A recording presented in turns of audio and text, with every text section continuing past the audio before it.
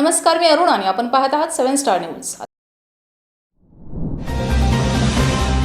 जत तालुक्यातील जनतेने मुख्यमंत्र्यांचे लाडके आमदार गोपीचंद पडळकर यांच्यावरील प्रेम जिल्हा परिषदेच्या 8 व पंचायत समितीच्या 12 जागा निवडून देऊन सिद्ध केलाय। जत तालुक्यात भाजपचे आमदार गोपीचंद पडळकर यांचा करिश्मा कायम।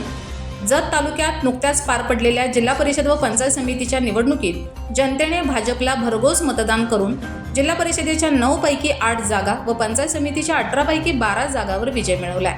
तर राष्ट्रवादी अजित पवार गटाने आपला गड राखत जिल्हा परिषदेच्या 1 तर पंचायत समितीच्या 2 जागेवर विजय मिळवलाय। त्याचप्रमाणे पडळकर लाटेत सुद्धा काँग्रेसने पंचायत समितीच्या 4 जागा जिंकून आपले अस्तित्व राखले। तर शिंदे गटाला जरी विजय मिळवता आला नसला तरी बऱ्याच जागेवर शिंदे गटाच्या उमेदवारांनी कडवी झुंज दिली आहे।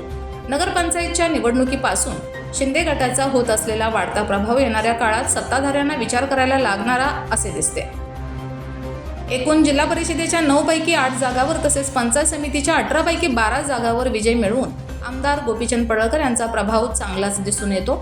सकाळी 10 वाजल्यापासून निवडणूक निर्णय अधिकारी अजय कुमार नष्टे यांच्या मार्गदर्शनाखाली प्रशासकीय भवन समोरील जुन्या धान्य गोडाऊनमध्ये एकूण 27 टेबलवरती दुपारी 4 पर्यंत मतमोजणी पार पडली।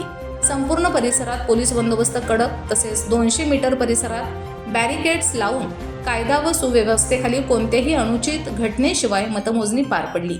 भाजपचे सरदार पाटील, सुनील भैया पवार, येळगोंडा तोरणे, विजय रोपनर तसेच राष्ट्रवादीचे सावित्री रवी पाटील असे दिग्गज विजयी उमेदवार रिंगणात होते। निकाल जाहीर झाल्यानंतर विजयी उमेदवारांनी फटाक्यांची आतिषबाजी करत तसेच गुलालाचे उधळण करत डीजे व डॉल्बीच्या आवाजात समर्थकांनी जल्लोषपूर्ण घोषणांनी छत्रपती शिवाजी महाराज चौक व परिसर दणाणून सोडला।